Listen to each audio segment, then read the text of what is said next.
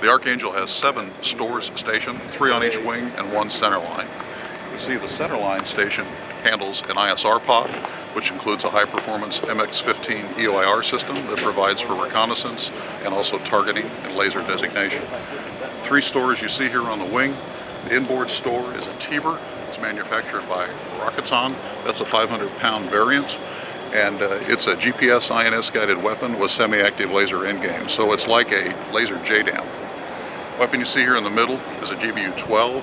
That's a 500-pounder, pave weight 2. Guidance kit provides for semi-active laser guidance in the endgame. The weapon systems you see here are actually loaded on dual ejector carriage. So we have, in this case, the Girit. The Girit is made by Rocketon. It's a 2.75-inch laser-guided rocket. It's actually a missile. It's GPS INS guided outbound and semi-active laser on the endgame. This aircraft can carry 48 of those. If you load them up on the DERs, and load each station.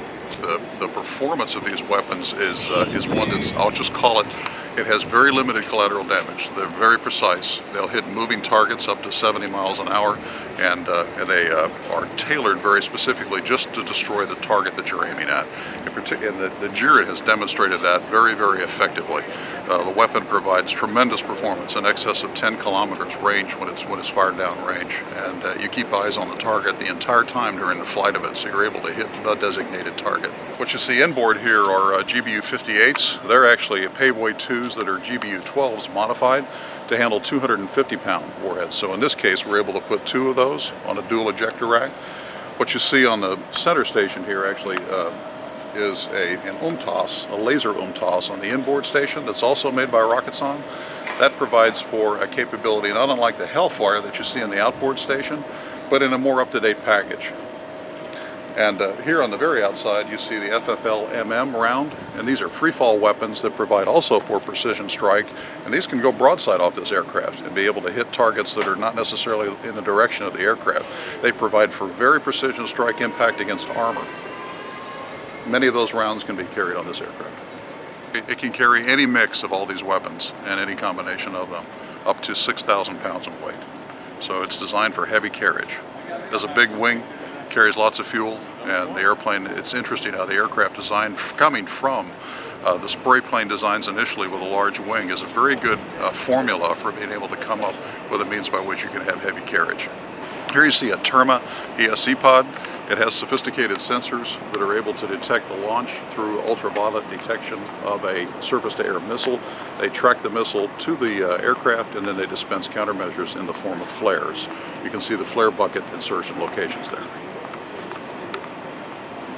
It also has the ability to do radar warning and provide for countermeasures against radar-guided weapons by dispensing of chaff. I'd like to point out a few things, stuff that stands out to me as a pilot. First of all, if you look at the gear and the tires on this airplane, you'll notice they're big, but they're also very, very tough. One of the things that we're real proud of about this airplane is the rough type strips that you can take it into. This thing can take some serious abuse all day long.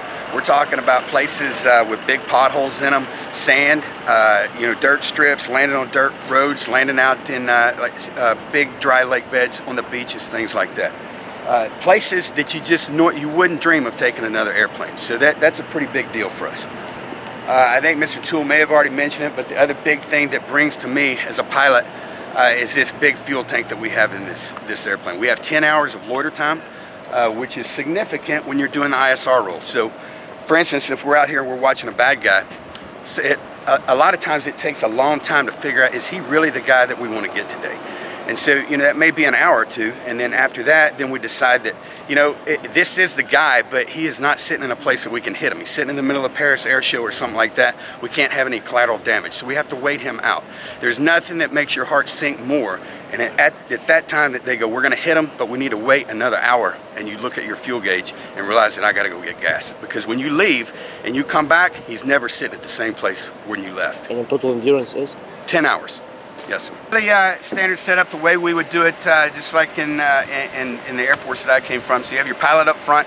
He drives the airplane around, takes you to the target. The man in the back runs the MX-15 targeting pod that we have on this airplane. And he's in charge of looking down there, making sure that this is the right guy, making sure that we are on the correct target. And he's also the guy that will designate the target with the laser. Once he does that, that information is then sent to the front seat, and then the pilot, through our new HUD, will then drive it to a release point and pickle the weapon off. There's some significant improvements on this airplane over the last one that we had. The last one, you had to know the exact grid of your target. Somebody had to be very good at reading that coordinates, passing up to you, you typed it in, and then the targeting pod would slew to that target.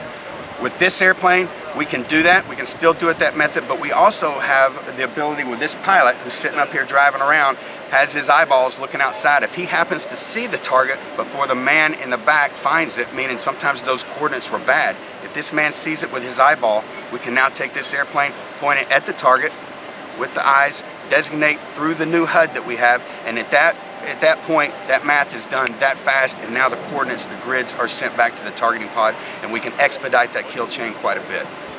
So armor around the pilot, the Wizzo, as well as around the engine, and then we also have it's like foam inside the wings, so if a bullet came up through the wings, it would self-seal. So lots of self-protection in that way, and then we also have the chaff flare pod down there. That's a new addition to this airplane.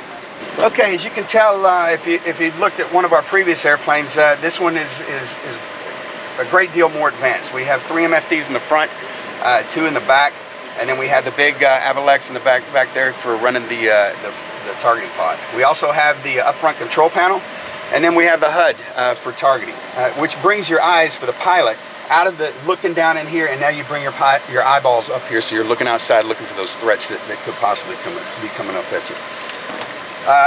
One other thing that I would point out with this airplane is if you look at the previous one, from the second it took you to laser designate the target to pickle the bomb up here, it took about 8 to 9 button pushes. With this airplane, with the addition of the HUD and all the new avionics that we have, we've reduced that down to 1. This airplane is 25,000 feet. If you fully load it up, we're 150 knots indicated airspeed. If you take the weapons off, then we're 170 knots indicated airspeed. So 200 true right in there.